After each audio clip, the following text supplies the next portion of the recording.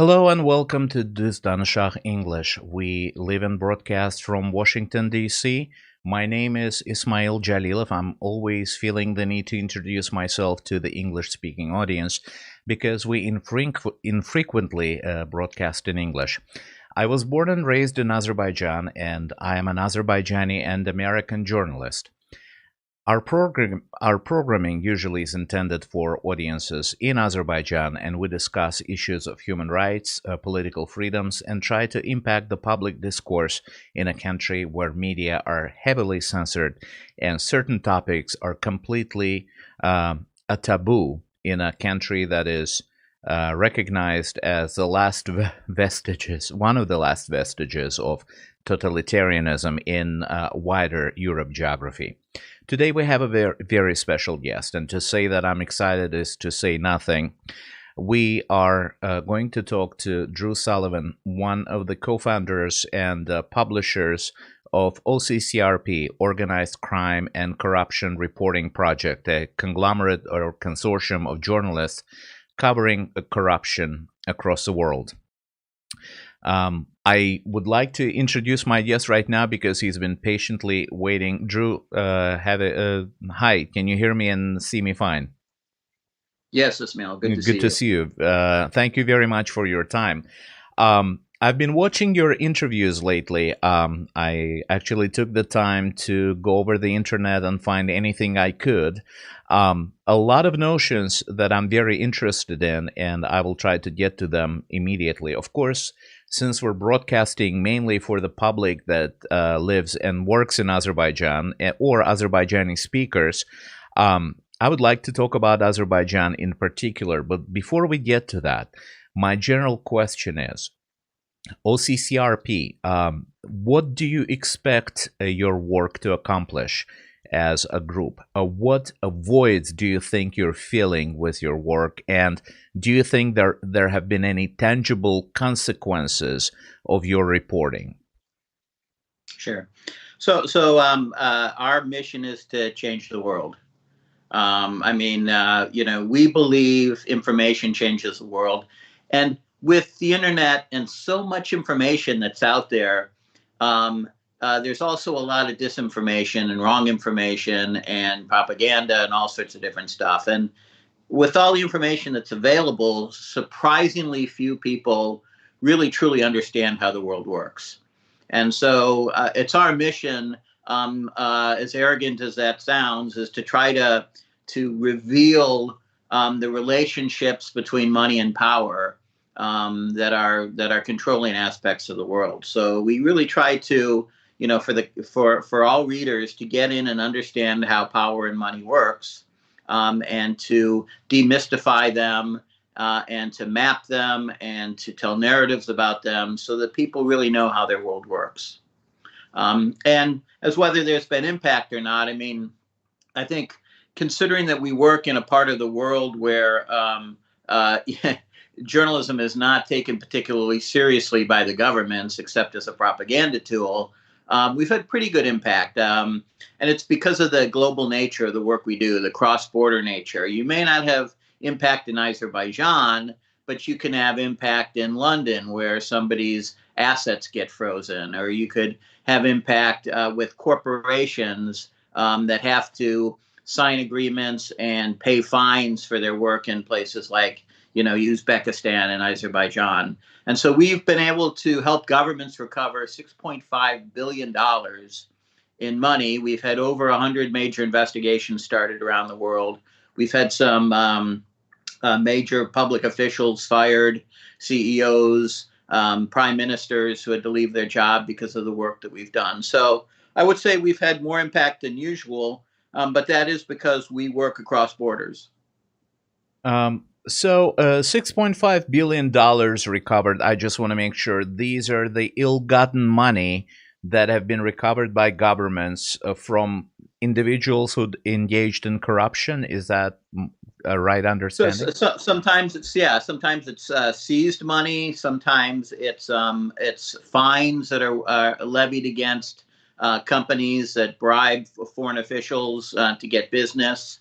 Sometimes it's assets that are frozen in places. Some of that asset has been given back to countries. Sometimes it's been given back to the people in the country in various forms. So, in other words, 6.5 billion has come back to various government entities or the people they represent, and that's about a 55,000% return on the investment of OCCRP. So it's a good deal for governments. Of course, a question I want to ask, and I'm probably not going to, but I want to know the answer, is what you're working on next.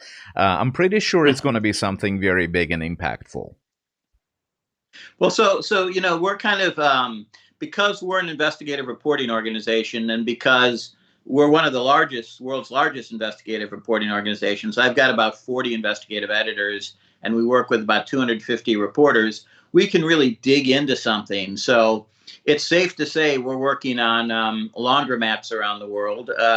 We're working on Azerbaijan. We're working on Russia. We're working on oligarchs. And, we've spent now 6 or 7 years working on outing the various laundromats, including one in Azerbaijan that is used as a tool to basically move money offshore and to make payments to people and to launder money and to buy, luxury assets around the world. So, we keep beating on the same stories over and over and over again, in part because as you pry some of the information out, more information comes with it, and as you piece that together, it's another story and another story and another story. So we like to think we ooze these big stories out over time. My question is, do you think it's becoming easier over time to do the job you're doing, or do governments, especially those that you target in your investigative reporting, are they adapting to the situation? Are they becoming more clever in hiding the ends of what they're doing? Sadly, yes, that's true. I mean, I sometimes feel like I'm a training program for oligarchs on how to steal more effectively. It is a problem once you out something that, people change their way of doing things. And so, that's absolutely true. But, still, you can't, there's a lot of information that's out there, and something that you might find now doesn't mean something for 4 or 5 years. And you can often do stories. Somebody may not be caught now, but they can be caught back then. And as we bring out more and more of somebody's history, you just realize what crooks they are. And a good example of this is in Azerbaijan. The first family, as you follow them, we've done 20 or 30 big stories on the first family and the people that are around them. And there's a lot of stuff we can't say in our stories we know to be true. But we can't say because, we need more proof. We have a very high standard of proof for our stories. But each of this information tells you the character and the nature of the person that you're dealing with. And you get to understand how they think, and you get to understand how they act, and you get to understand their true nature. And so eventually all these small scandals kind of build up to defining a person and defining a government and defining, in Azerbaijan's case, the first family. So, I do think that all of these things are valuable. And whereas there were, 10 years ago or 8 years ago, there was kind of an idea that they, might have been doing something wrong. There was whispers. Now there's clear documented evidence that they are crooks. And that's come out in many, many places, starting from Hadija's stories when she worked with us and many years ago on the telecoms. Now we've got their names. They don't put their names on companies anymore that they're stealing, but we recognize the pattern. Mm-hmm. We understand who they're using. We understand their straw parties, the people whose names they use. And we understand who they are and how they work. And that's really part of this process of the deep dive.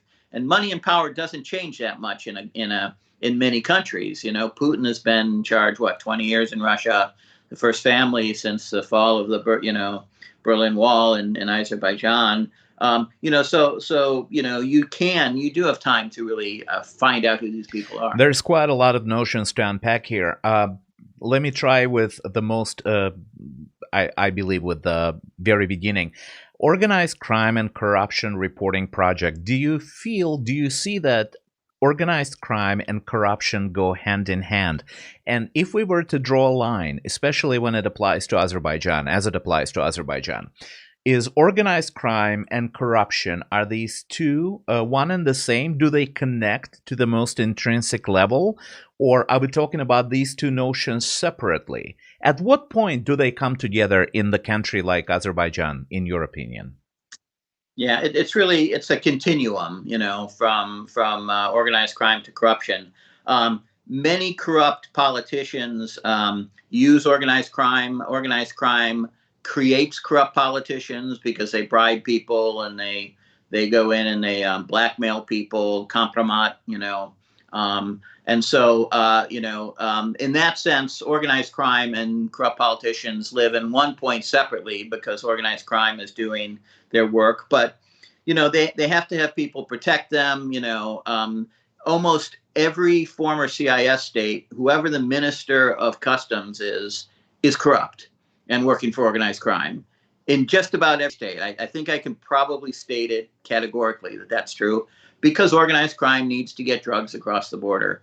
And so that's one of the first people who they compromise, and police and intelligence and others. So, but then in some cases, you get essentially governments and families and entities who effectively become organized crime. Organized crime, the definition is just an ongoing criminal conspiracy. And many governments are essentially ongoing criminal conspiracies. If you look at Russia, a few years ago, Putin arrested many of the main organized crime figures, but then he very quietly released them. And since that point, they've been killing people on behalf of the Russian government, and they've been taking care of issues that the government doesn't want to get involved in. And they've essentially become part of the state. So you could call Russia really an organized crime state. They have a criminal policy along with their industrial and their military and their political policies, that they use on a regular basis. And when you talk to organized crime there, people, they say, yeah, I work for the state. I have a state position and I get paid by the state. And when they need for me to do something, I go do it. And then, the rest of the time I'm allowed to do what I want to do as long as it doesn't, interfere with what the interests are of the state. So you have that whole continuum, and it's very complex. So the pattern you're describing, organized crime at some point being coerced by the government or appropriated by the government to do its bidding. I'm wondering, what part of it do you think holds true for Azerbaijan? You mentioned drug money going through borders and customs. Do you think Azerbaijan relies on drug money, illicit trafficking in drugs, as much as the next guy over across the border? Or do you think in Azerbaijan there is a certain specific of oil money also entering the picture that might not be the case in, let's say, Georgia or Armenia or any other CIS country? I think it does play a role. I don't think it's the largest role there, only because Azerbaijan's geographical location is not necessarily on one of the great drug routes, and then you have the Caucasus mountains to get through and other things. So it's not naturally on a place. We've heard, stories over the years of, government officials working, in the neutral zone with Azerbaijan, with Armenia on, harvesting of drugs and other things like that, and there is some evidence collaborating this to some degree, but I haven't seen it at the highest levels in the government. But it's a very lucrative industry. I mean, drugs in any country is going to be 2 to 5% of the business. Just because it's a lot of people use drugs, and so consequently, there will be people in the government who are making money from it in almost every country. And so it's almost now, and in a lot of countries, it's a significant part of their income. Places like Afghanistan and Serbia and other places, it's a huge part of the income, and it's maybe the largest industry in some of these countries. Some of your reporting, I believe most of your reporting that I've read about Azerbaijan, could be qualified as groundbreaking. The issues that were raised had not been covered before OCCRP. They had not been made public. They did not enter public discourse. My question is, in terms of selecting the topic, how does it come about, first of all? And secondly, if you will, the government of Azerbaijan usually accuses organizations like OCCRP or other foreign-based international journalist groups of being enemies of Azerbaijan, working for particular interests, and the Armenian lobby always comes up. Sure. My question is, when your journalists do their work, do they reach for comments from the official Azerbaijani sources, at least at the end of the reporting when you connected all the I's? And do you seek the official commentary from the government? Absolutely. I mean, we always ask, it's an ethical standard in journalism that you must give everybody an opportunity to respond. The Azerbaijani government has not been particularly responsive. They tend to ignore us. They block us in Azerbaijan so that people can't get access to our website. So for a number of years, they've just basically ignored us and refused to answer anything. The way that we get the stories, and I know there's a lot of suspicion, and people say, how can a group of journalists get these kind of stories? They must have ties to intelligence agents. But in fact, most of our information comes from public records. We piece together large amounts of information, not just in Azerbaijan, but elsewhere, around the world. You can't hide things in other countries. And so consequently, by piecing together the relationships between various people and knowing who the straw parties are who hold assets for other people, you can put together a network, and then you follow the money. We've also been very lucky over the years to get bank records from a number of different banks that were given to us by sources. And as we did stories on these banks, more information, more people would give us more records. And so consequently, in a country like Azerbaijan, the government controls everything. Everybody knows in the business community what's happening. And a lot of people aren't happy. There still has to be, middle-class people who, write these gigantic checks for the president and, the daughters to get their $160,000 purses and buy their mansions in London. Somebody's writing those checks and giving it to them. And these people aren't always happy with, what's happening. And so, they give information. And as you get banking information, it becomes very important, because then you can actually follow the money and trace where the money goes. And if you look at it, it's just really ugly. I mean, it just really shows the corruption that is endemic, and how much the first family truly controls that country.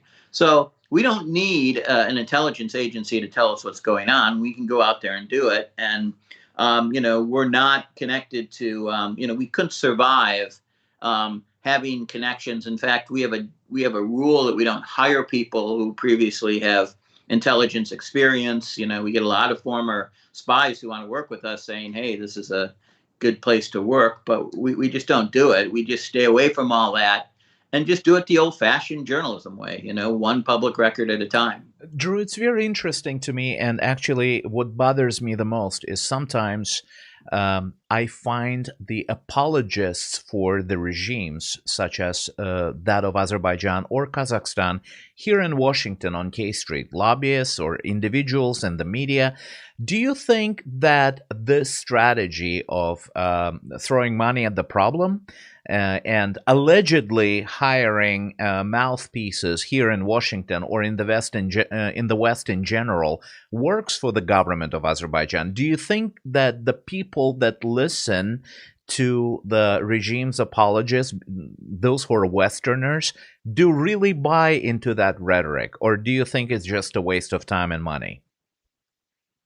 It's hard to say. In some ways, it can be effective in certain things, but for the most part, it's not effective because, these people, you call them apologists, they're really prostitutes. I mean, they're people willing to, they're unethical, business people who are willing to take money from a clearly autocratic, violent, and vindictive regime, and then support their interests in our country. Often, those interests are designed at getting, to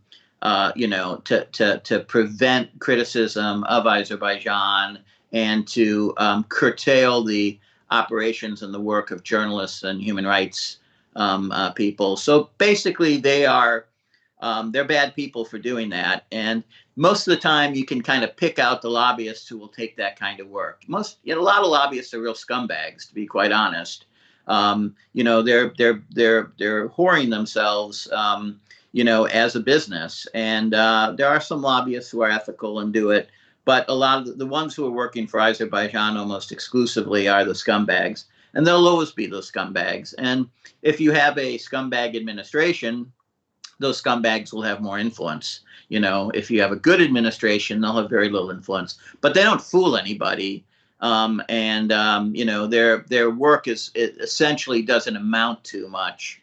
And it's good for us because we get to see the flow of money and, who's taking that money. And, that's very helpful in understanding what the government's doing. You brought this conversation to an inflection point. I was actually going to ask you, what do you think changed in journalism when the administration changed? In other words, the Trump administration often calling news that is bothersome or uncomfortable fake news.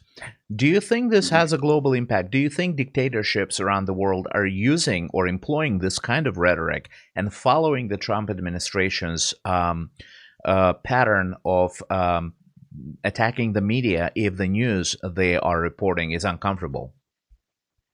Well, I think this was around way before the Trump administration. They're not innovating anything here. I mean, if you look at Russia and you look at other countries, they've had very sophisticated propaganda arms for a long, long time. And I would say the Trump administration is not particularly good at aspects of this. I do think the Republican Party has better propaganda tools at their disposal with, originally, organizations, like Cambridge Analytica and Steve Bannon and things like that. I think there are some mega donors, who primarily fund, but not exclusively fund a Republican Party that does a lot of this kind of, background work on the deep web and in 4chan and 8chan and in various, places at disinformation for their own purposes. So it's very difficult to, I'm not going to blame the Trump administration for a lot of the stuff that goes on. They certainly take advantage of a lot of the stuff that goes on. But if we look at the Trump administration in particular, do you think this administration has been as committed to protecting media freedoms and journalists around the world like the previous administrations, be it Republican or Democrat? No, I mean, this is unique in American history in that this is a administration that's specifically antagonistic towards media. And that's unusual. And, in a democracy, you need an independent media. But I'm not sure that everybody in some of the political parties in America believe in democracy at this point. So I think people would like to change the system and get away from democracy and have more of an autocratic style government. And that, of course, will be, the battle going forward of who picks what. But I mean, I think, it's a long history, even in democracy, of people who don't like the media attacking the media when they don't like what they have to say. That goes back, many, many, many decades. So the media has always been, an easy target for people to say bad things about. And, we accept that as part of, what we have to do. And, that's why professional standards are so important. What has been disappointing is there is very fair criticism of the media that's coming in, including from Trump, because a lot of the media has been acting very poorly, and the media has been taking sides on things on both sides of the issue. And, all media should resist, taking a political position and should report factually on what's going on in a manner that's going to allow the public to make their own decision on what they get. And so it's very fair to find balanced media across, both ends of the political spectrum in the United States. It's a polarization that's bad for democracy. And, our mission is just to go forward and do, just tell the truth. I'm not against Donald Trump. I'm not for Donald Trump. I just want to tell the truth. And the same with Vladimir Putin and the first family of Azerbaijan, But I'm also going to, when somebody's corrupt, I'm going to say they are corrupt. I believe since the advent of the internet, the hopes were at the very beginning of the internet, the hopes were that we will have a democratized media space and we will get balanced information. My view may be subjective. What I'm seeing right now is we all find a media source that caters to our personal biases, and we all started to exist in sort of informational silos where we only hear the information we agree with. It doesn't provide an opposite view. How do you think that changes the direction of journalism in the future, if you agree with the premise of my question? I think this is a phase we're going through. I mean, I think, people have been made to be afraid. And when people are afraid, they look for security, and they look for security in groups of people. And I think that's what's happening now on all sides of the political spectrum. And there are politicians who want you to be afraid, and they're pushing this. And so consequently, this is where things are going now. But eventually propaganda is going to be less effective.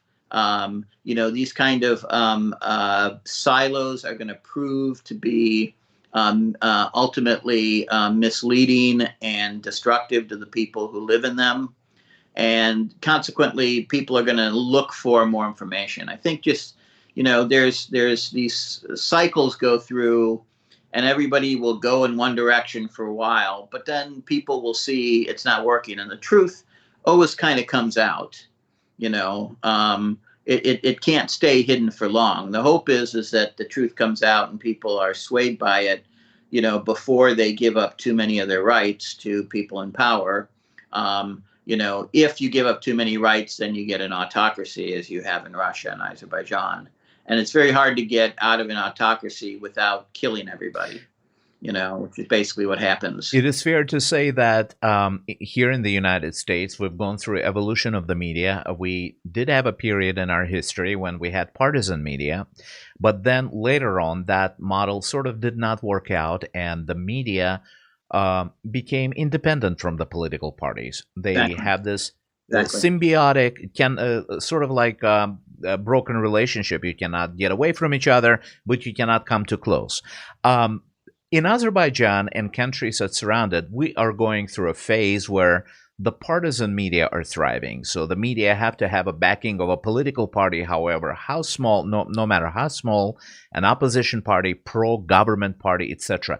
What are the dangers of having partisan media, especially in the countries that are still sort of finding themselves on the path to democracy? Yeah, the problem with partisan media is it just doesn't tell the whole truth and nothing but the truth. And then people make decisions in their lives that are bad, and those decisions don't, it affects them negatively. The people who are going around, taking a risk of catching COVID, some of those people will and have died, and it was a bad decision that they made based on partisan media. And so, eventually you find that partisan media, it's not there for you. It's there for itself. It's there for the government. It's there for the political party. It's there for the autocrat. And they will always act in that autocrat's interest, which might not be in your interest. And so consequently, a lot of the propaganda that's going on, and the QAnon and all this weird right-wing stuff that's going on, that's not in the interest of the people that are involved. That's in the interest of the manipulators, and people will eventually realize that. In the United States, as you point out, we were largely partisan media, and then we balanced things out over time because people said, no, I really need good information. We need to make good decisions on government. And so there was a demand, and when the new media came out that was good and balanced, people bought it. The problem with American media is that for the last 30 or 40 years, it's lost its way and it has become a servant of an upper middle class culture and business, which was essentially paying for it, through advertising models and things like that. So it was largely responding to the upper end of the market, and it left out the bottom end of the market. So now, and this is what you see why among Trump's supporters, there's so much, they're discrediting the mainstream media. That media has not talked to them or cared about them for 30 or 40 years. It's largely been servicing another group of people, which is the upper middle class and the wealthy. And so consequently, they have reason, and the media has failed them, and that's a legitimate problem. And so we as media really need to look at how we do that. Unfortunately, we're now in what I would say is the golden age of investigative reporting. And we're in a golden age of new media models. And so you have a lot of brand new nonprofit investigative reporting and other nonprofit media organizations that are really, their mission is just to serve the whole public, not just a particular group of people. And that, I think, is going to bring more and more members of the public into that. And that's what I hope happens in Azerbaijan. I mean, right now, it's an availability issue. You can't get access to a lot of the media in Azerbaijan easily. And so people, see their evening news, and it's pretty non-controversial, and it's got a very slow, pro-governmental, message that it's constantly beaming out to people. But I would say that they just generally are losing trust in it because it's not telling them the whole truth. They see things in their life that this media is denying, and eventually it'll undermine, their trust in it, and they'll eventually look for other places to go to. I wonder about your thoughts on the impact of social media. In other words, the way I personally see it, and feel free to disagree, I'm sure you will. The social media sort of provide a level playing field. Before, the flow of information was one-sided. We listened to a journalist, a voice from God, let's say in Walter Cronkite times. Now, anybody with a Facebook account and anybody with an iPhone has become a journalist, sort of, at least a blogger. Where does the line lie? I mean, what did it bring? How did it change the profession of a journalism that every person now can report or can react to the news or can be the creator of the news content? Does it affect the journalism profession in general? It does. I mean, it's like any new tool. It's powerful, and it's powerful for good and powerful for bad. And, we've seen a lot of interesting people who've come up and have created content that's valued all over the world. Most of it is really now skewing more towards entertainment, which is fine. The hardcore bloggers are kind of, those days are a little bit over, and developing new ones. They must meet a certain standard now. It used to be the barrier to entry was very low. You needed your iPhone and you could, be up and running as a media organization. Now it's a little bit more difficult to do that. You have to have a good podcast, and you have to have, recognized history, or you have to have, a following. So, the problem is more with some of the social media tools like Facebook, especially. I mean, Facebook has been close to criminally irresponsible and how that they've managed their product, so that it really truly allows wholesale propaganda around the world. So as these tools become easier to use and can affect more things, obviously it's going to create some damaging things. I mean, you could theoretically sit at home, and if you had the hacking skills, you could become an assassin, where you hack people's cars and drive them off cliffs, and make cranes drop large weights on them, and all sorts of different things. I mean, the power of the internet, you can rent a drone across the world, pick up a bomb and drop it on somebody, or, move a gun and have it, an automated gun, and have it shoot somebody that it was not planning on shooting. So, I mean, the internet and the Internet of Things that are developing, truly is scary in terms of what it might be able to do. I mean, one human being can sit at home and, rob banks all over the world and create destruction and undermine infrastructure and do all these types of things. But, also it allows, people in disparate communities, who are detached and alone, to communicate with each other, and news to get all over the world. We used to have daily newspapers in cities. Now we can talk to the whole world at once. I mean, it's, so with every advantage, there's going to be a series of disadvantages we have to live with. And, the hope is that, we're responsible users of the tool, which I would say we've demonstrated we haven't. And really, Facebook has been probably the biggest. Facebook should be put out of business in my world. It's that criminally responsible for bad acting. You touched on a very interesting point. Some of us would say, it would be the claim that in order for a democratic society to function, and in order for the electorate to make educated decisions at the booth, the media have to have two components in place: to educate the public and also to entertain them. What is the balance like right now in the West? And the reason I'm asking, to put it in a context, I believe the Western media models are being readily copied by the countries around the world. Do you see a skewed sort of like relationship between the media's a need to educate people and also its role in providing some sort of entertainment? How does it balance look like to you right now? I don't know that it's changed a lot. I mean, there's so much more content. News is always harder to do than entertainment. So entertainment is the cheap way, to create content. And news is difficult. You have to go out and report it and get it right, and there's standards, and you got to edit it and fact check it and do all those kind of things. So it's expensive, and so there'll always be less of it.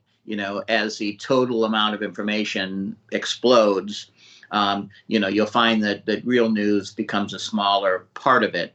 But news and information has always been. I mean, if you picked up a newspaper from the 1980s or 1990s, you had 12 pages of news up front, but then you had a lifestyle, and then you had classified advertising, and you had sports, and most of the newspaper content was not news. News was probably 20% of it. I would say overall, in terms of production, news is growing to be a smaller and smaller percentage of it, and pseudo news, or the repackaging of news, is growing into a much larger. So we have fewer people providing more content that's getting kind of amplified in many, many different ways. So, an Associated Press or Reuters article might appear in 5,000 or 10,000 different online publications, in various forms, and that's just one journalist in one meeting, So it is problematic. And mainly that's because if you look at, Philadelphia Inquirer had almost 1,000 journalists in the 1990s. Now it's down to less than 100 or somewhere around 100. You can't have that significant of a decrease in the number of journalists and not have it impact the quality of news. So the traditional model that we've used, the advertising model, is truly dead for the news media industry right now, and it hasn't really discovered a new model. And that's going to be difficult to replace, and it's going to continue to, I would say, be atrophied for many years to come. My hope is that the investigative side, which is growing and becoming more significant, is really going to be, what people look for in the future when they're looking for news. And so I think you will find some high quality news organizations growing up around the world, replacing the commercial model. And the model will be more direct payment from citizens who respect and appreciate the work that they do. I wanted to ask you about the role of parachute journalism. People who are unfamiliar with a country or a region being sort of paradropped over the country and given access to, let's say, a small segment of the public or political establishment. So they write the first thing that they hear from the people who are their quote-unquote sources in the country. And also, we already talked about, as you termed it, prostitutes with their public relations puff pieces here and there. But we've also seen journalists from reputable organizations such as the New York Times go to a place like Azerbaijan and write wonderful, laudatory stories about how the country is changing. Do you think that the journalists should be held to a different standard than K Street lobbyists? Do you think that there should be more outrage and more criticism directed at them and these reputable publications who send them there?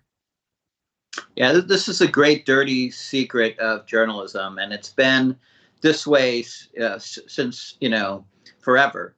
I mean, since the dawn of journalism. The foreign correspondent, would go to another country, write a story, often without any context, or they go in and they talk to somebody at the U.S. Embassy, then somebody at the British Embassy, and then they write their story.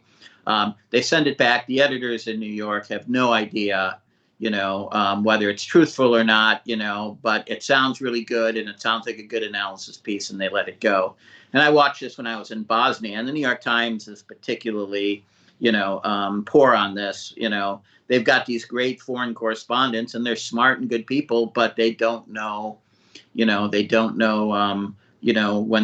they're thrown into these places, what's really going on. And so they make very drastic mistakes, and nobody can really call them on it. But I think what you've seen is, now many more, there are many more good journalists that are known in foreign countries, and they're basically pointing this out, and people like you pointed out in Azerbaijan. And I think they're no longer getting away with that. And smart media are using, and they've done it to some extent. They use local fixers and others, who have better knowledge, but increasingly, publications are respecting local journalists and learning to work with them. The New York Times has always been an arrogant newspaper, and they always believe, no, we have to have our person because they're smart.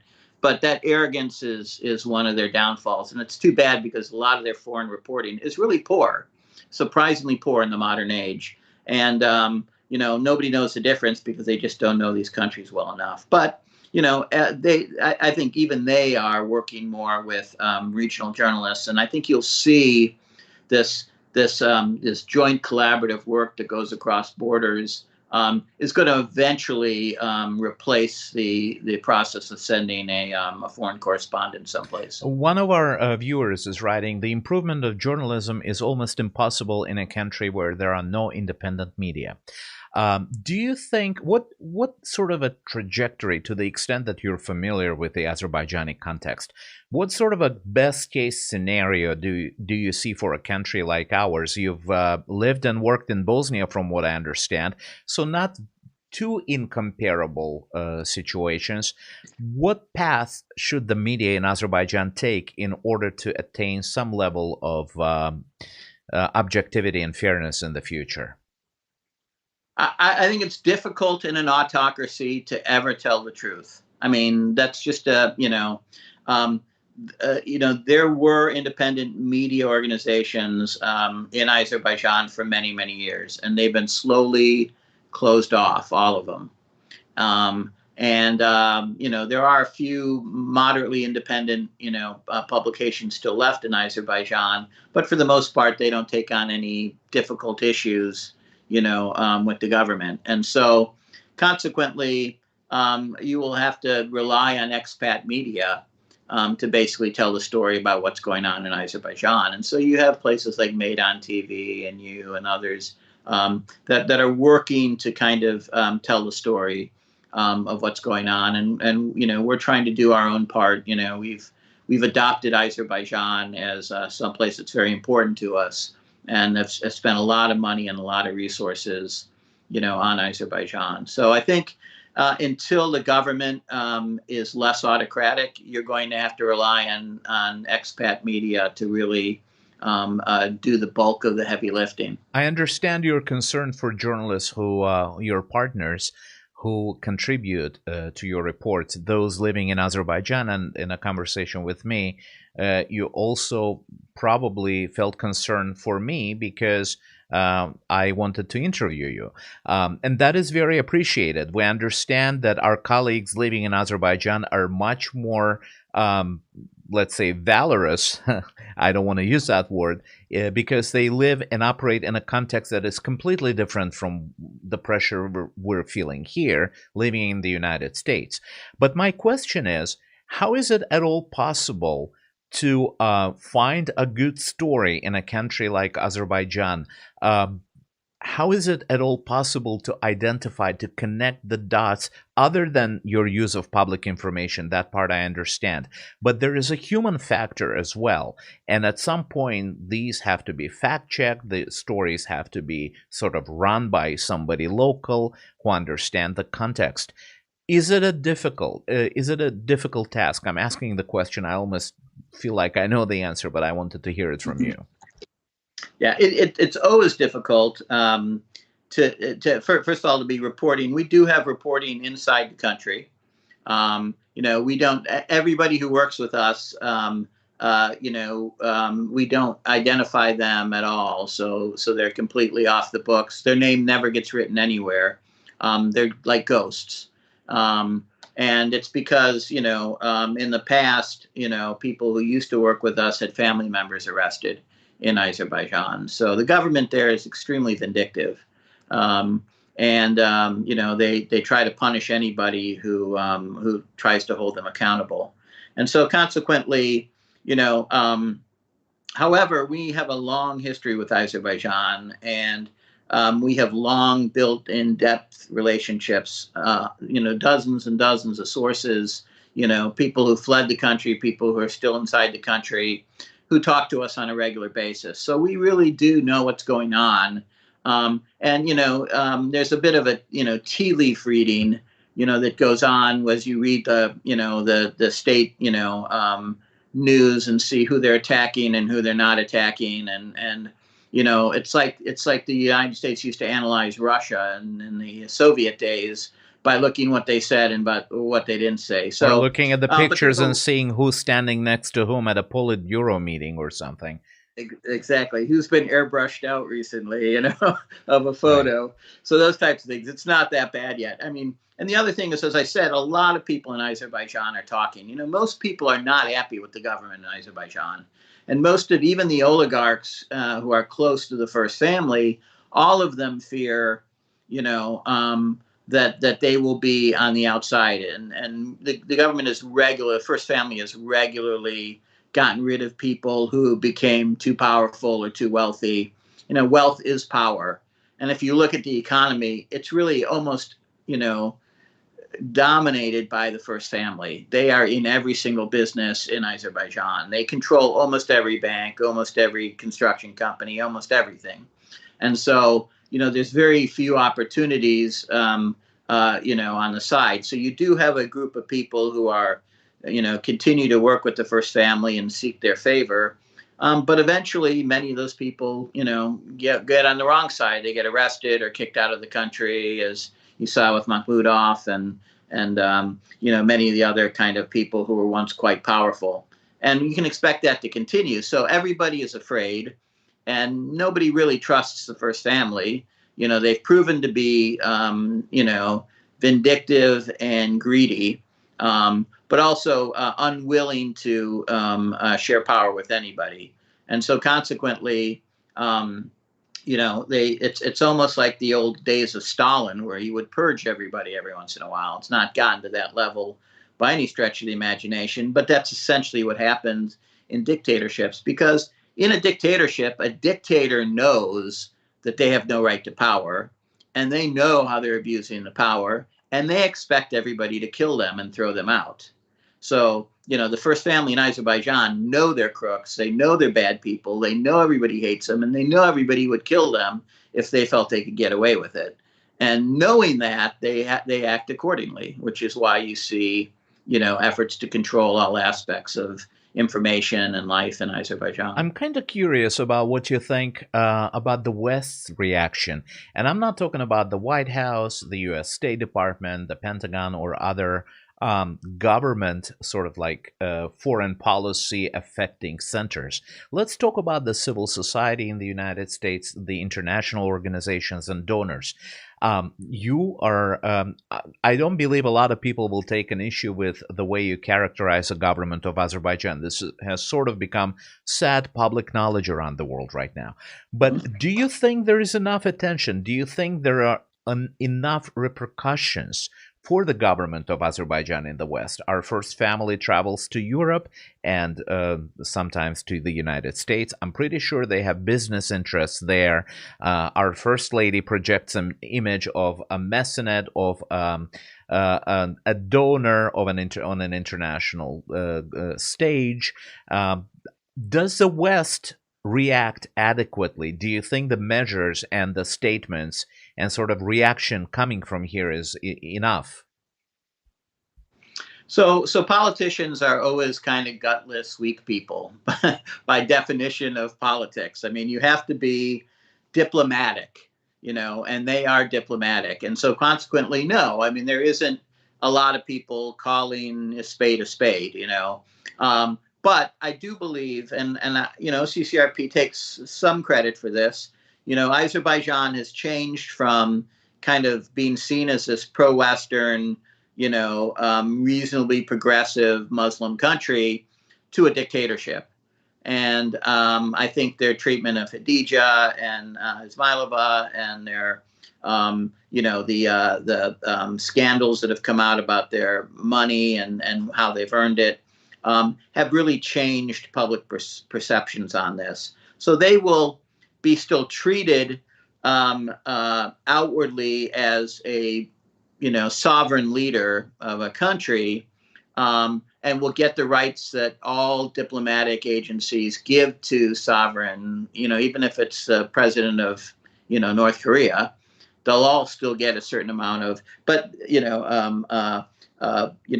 presentation and performance and politeness, but they're not probably consulted with, and they're probably not,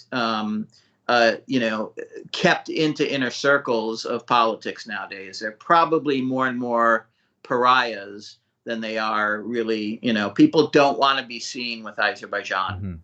It's just the way things are moving. And it's much worse now than it was 5 years ago or even 3 years ago. And do you attribute that to OCCRP in part? In part, yeah. I mean, I think we've done a lot of the corruption stories out of Azerbaijan, and I think Maidan has, and others, Radio Free Europe. And I think that dominant narrative has been picked up when, like, the New Yorker goes in there and other publications they're starting to pick this up. And I see that, the fact that we named Ilham Aliyev as a Man of the Year in organized crime and corruption gets mentioned in stories. And, so they are cast in a different way. And I think we contributed to that because other people have borrowed on that work. And so, but they'll never be shut off, because they are leaders of a sovereign country. And the respect is for the people, not necessarily the leader, and so that's what the respect that's being shown. And we always, laugh that diplomats will be, gutless on these types of issues, but that's their job. That's what they're supposed to do. And that's, there's diplomacy is a certain business. I could never be it. I'm too outspoken, but, we need diplomats and we need people who can be polite and say the right things and do things. But I think, Azerbaijan has lost its opportunity to be seen as, moderate country. It's now seen pretty much as a corrupt dictatorship. You and me both. My mother always joked that if I ever became a diplomat, there would be a war over the country where I'm positioned or posted the next day. We're in the right profession then. That's Drew. We tell the exactly. truth. Drew, I wonder, there are many people in Azerbaijan who will make the case that we already know that our government is corrupt.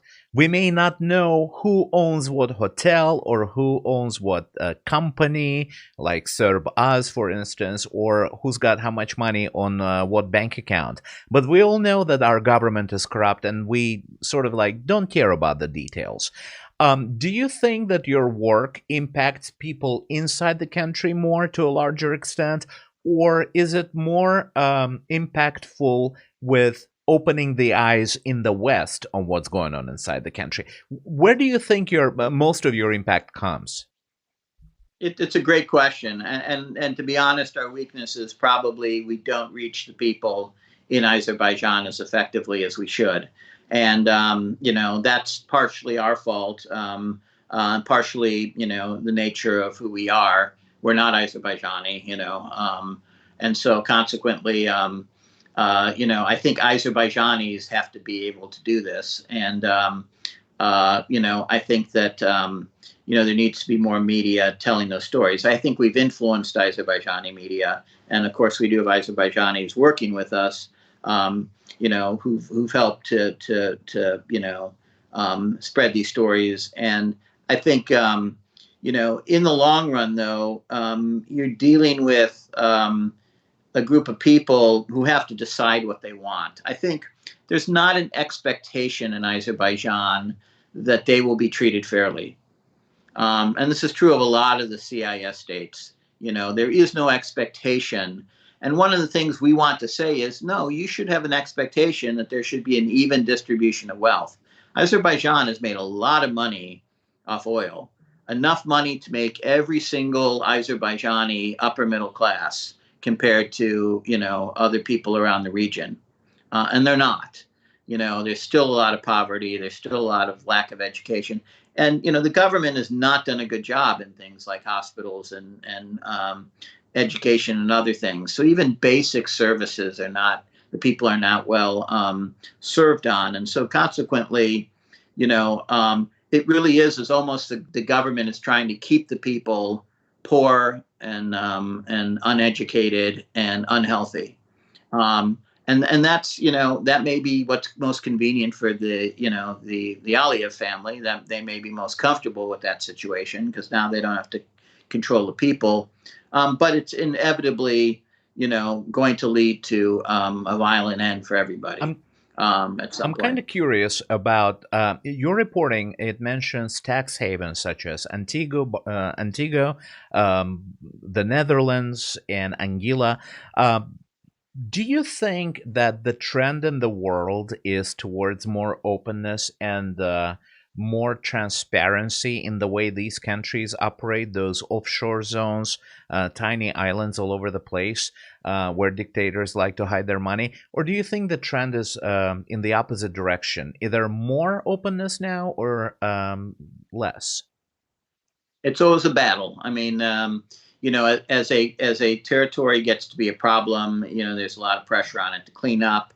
But they always open up another door for another place in the world to become, the next bad actor. It's the same way, like in American politics, taking money out of politics. Every time they close a loophole, they create another one so that the money can come in through the back door somewhere else. And so, too many people are making too much money off of offshores to really close them down permanently. And there has to be really a strong response, or within countries, to mandate that offshores be transparent when they are involved in business within a country. So if an Antigua company buys an American company, the United States should have to say, no, you have to identify a beneficial owner and ultimate beneficial owner and provide us a certain amount of transparency on this. And that's what I would, that's what I always tell states is when I get asked this question is to say, transparency can get rid of crime and corruption almost overnight. If we had access to all the financial data in the world, you could not commit a crime, except a very small one. You could not launder money. You could not pay, to have propagandists working in America. It would all be identified. It would all be, we could stop everything. But, to be honest, a lot of people who run our world are crooks. The crooks get ahead, and the crooks are in charge, and the crooks don't want to take away, the tools that they have. I would be amiss if I didn't ask about the murder of Daphne Caruana Galizia in Malta. I lived in Malta. I read her while I lived there. Unfortunately, it never occurred to me that I should go and meet with her, that some tragedy of this sorts may happen.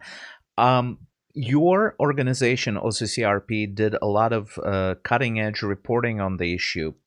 Do you think the government of Azerbaijan is complicit? What is the level of complicity, if it exists?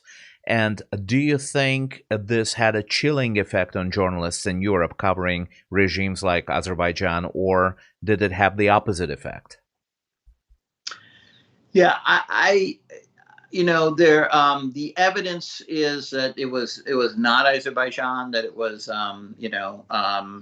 a businessman in Malta who ordered this. That's what the best estimate is. I do think that Azerbaijan was heavily involved in Malta, through Pilatus Bank. They continue to be involved there. It's one of the offshores locations that they use. They're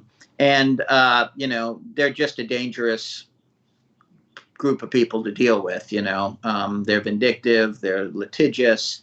There's been allegations that the first family is killed before, but I don't think necessarily they were involved in this particular case that I can see. But I could be wrong, and we did help on the Daphne project, which was to look at many of these things. But but there are many other organizations that were working on this, and I'm probably not the expert on Malta.